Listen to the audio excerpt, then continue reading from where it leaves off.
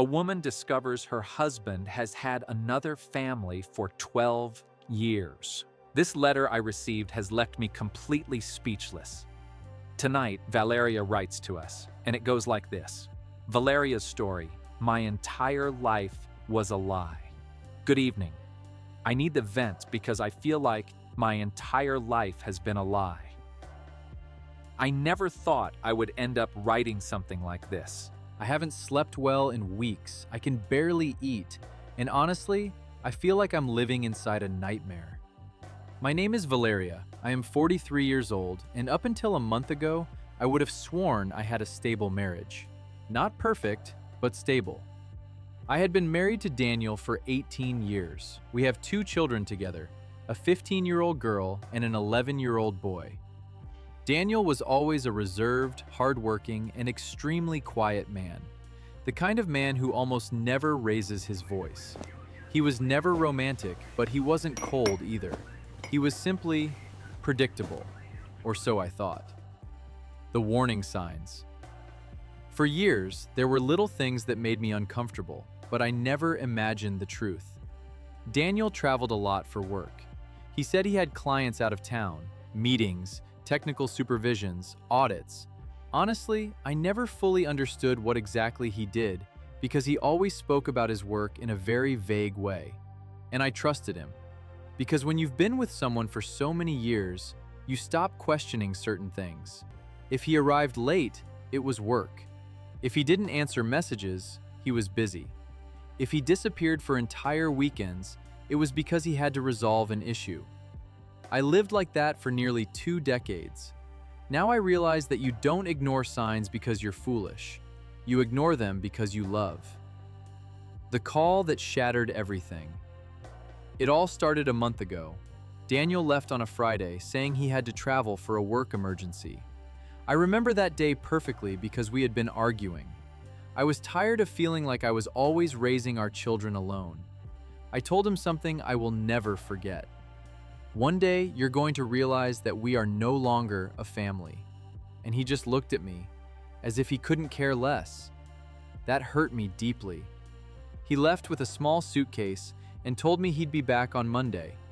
But on Saturday night, something strange happened. At 11:30 p.m., I received a call from an unknown number. I answered, thinking it might be Daniel, but it was a woman.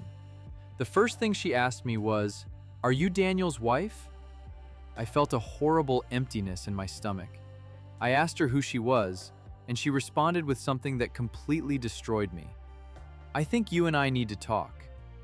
In that moment, I thought of the obvious, a mistress, the typical story. But no, the reality was much, much worse. The other family. The woman told me her name was Rebecca. She sounded nervous, even crying as she spoke. She asked me how long I had been married to Daniel. I told her 18 years. There was a silence, a long, heavy silence. Then she said, "Then you are the other family." I froze. I didn't understand what she meant. I thought she was crazy. But then she explained. She had been living with Daniel for 12 years. 12. They had 2 children together, a 10-year-old boy and a 7-year-old girl. According to her, Daniel was also her husband. I literally started laughing out of pure nerves because my brain couldn't process it. I told her that was impossible, that Daniel traveled for work. She replied, "No, Daniel comes to my house every single weekend." I felt like I couldn't breathe. I started shaking. I screamed at her, telling her she was a liar. Then she sent me photos. The proof. Photos of Daniel. In another house. Hugging other children. Celebrating birthdays. Decorating a Christmas tree. Lying in a bed that wasn't ours. And the absolute worst part, I saw a photo of him wearing a necklace that I myself had given him for our 15th anniversary. That's when I knew it was real. I remember running to the bathroom to throw up. I literally vomited because I felt like my body was rejecting reality. Rebecca told me she didn't know about me either.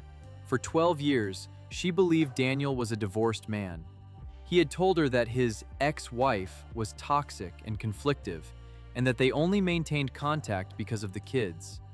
That ex-wife was me. Me. The woman he was still sleeping with.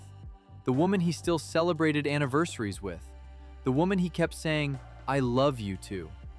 A parallel existence. I don't know how to describe the pain of discovering that your life wasn't your life. This wasn't just an infidelity anymore. It was a parallel existence, a double life, a character, two families, two houses, two anniversaries, two Christmases, two women believing they were special, and one man living as if nothing was wrong. Rebecca told me things that still haunt me. For example, with me, Daniel was serious, quiet, and introverted. With her, he was joyful, fun, and affectionate. He never took me dancing. With her, he went every Saturday. He told me he hated photos. With her, he had hundreds. He told me he was tired. With her, he planned trips. I felt a humiliation so profound that it still hurts to look at myself in the mirror. I started wondering which of us was the real wife, and worse, which of us actually knew the real Daniel. The confrontation. I didn't sleep that night. I waited for him to return on Monday. When he opened the front door, I knew immediately that something was wrong. He looked at me and he understood. He knew I knew. I will never forget his face. He didn't look remorseful. He looked tired, like someone who had been holding up a lie that was far too heavy for years. I asked him directly, "Who is Rebecca?" He lowered his gaze. That was enough. I started crying, screaming, smashing things. My kids were upstairs hearing everything. My daughter came down crying, thinking someone had died. And honestly, someone did die that night. The woman I used to be. Daniel finally confessed to everything. Yes, he had another family for 12 years. Yes, he had other children. Yes, he slept with both of us. Yes, he celebrated double birthdays. And the most sickening part of all, he said, "I love you both." I still feel rage when I remember those words, because to him, this wasn't a monstrosity. It was logistics, a calendar, emotional management. I asked him how he managed to hide it for so many years, and his answer gave me chills. He said, "People see what they want to see." The aftermath. Imagine hearing that from the man you shared half your life with. I began to connect the dots. All those weekends, all those mysterious calls, all those times he vanished. Everything fit. I even discovered that many of his supposed work meetings never existed. It was simply time divided between both families. I became obsessed. I started reviewing bank accounts, emails, messages, documents, and I found horrible things. He was paying 2 rents, 2 insurances, 2 tuitions, 2 complete lives for 12 years. I don't understand how someone can live like that without going crazy. But the worst came later because my children found out everything. My daughter stopped speaking to him. My son started having anxiety attacks. And I honestly feel like my mind collapsed. The worst part isn't just the betrayal, it's the doubt. Now I question absolutely everything. Did he ever truly love me? Was he thinking of her while he was with me? Which family did he celebrate New Year's with? Which one did he want to grow old with? Or worse, were we simply 2 convenient options? 2 victims. Rebecca and I keep talking, and that too feels surreal. The woman I thought was the mistress was also a victim. She didn't know either. She also lost years of her life. She was also deceived. She also cried. There were moments where we ended up crying together over the phone. 2 women destroyed by the same man. And the hardest part was discovering that our children are similar ages. Meaning, while I was pregnant, he was probably sleeping with her. I don't know how to heal from something like this. I really don't. Daniel now says he made mistakes. Mistakes. As if he had just forgotten a birthday. He says he never wanted to hurt us, that he felt trapped, that at the beginning he thought about ending one relationship but never could. And sincerely, that scares me even more. Because it means that for 12 years, he chose to lie every single day. Every single day. There is something very disturbing about realizing you lived for decades with someone capable of looking you in the eye and lying with absolute tranquility. Looking forward. I am currently in the process of getting a divorce. Honestly, I feel ashamed. Deeply ashamed. Part of me feels like I was naive, that I should have noticed. But another part knows that nobody expects to live through something like this. This feels like a movie. My kids are in therapy. I am too. There are still nights where I wake up thinking it was all a nightmare, but then I see his empty closet and remember it's real. The saddest part is that I still miss the man I thought he was. And that makes me feel even more broken. Because I am missing someone who never existed. Sometimes I wonder if he truly feels guilt, or if he just regrets getting caught. Because those are two very different things. Right now, Daniel is living alone. Rebecca didn't want to stay with him either. He lost both families. Yet, part of me feels angry that he can just move on, while we are left emotionally destroyed. Some days I want to hate him, and others I just want to understand how someone can divide their heart like that. I don't know if this has a solution. I don't know if I'll ever trust anyone again. But I needed to tell my story, because I feel like if I keep it inside, I'm going to explode. Thank you for reading me, Valeria. Wow. Honestly, I don't even know where to begin with this story. First of all, Valeria, if you are watching this video, I want to tell you something very clearly. You are not to blame for trusting him. I know you are probably torturing yourself right now, thinking, how did I not notice? But when you love someone for so many years, your brain automatically normalizes behaviors. That happens a lot. The truly terrifying thing here isn't just the infidelity.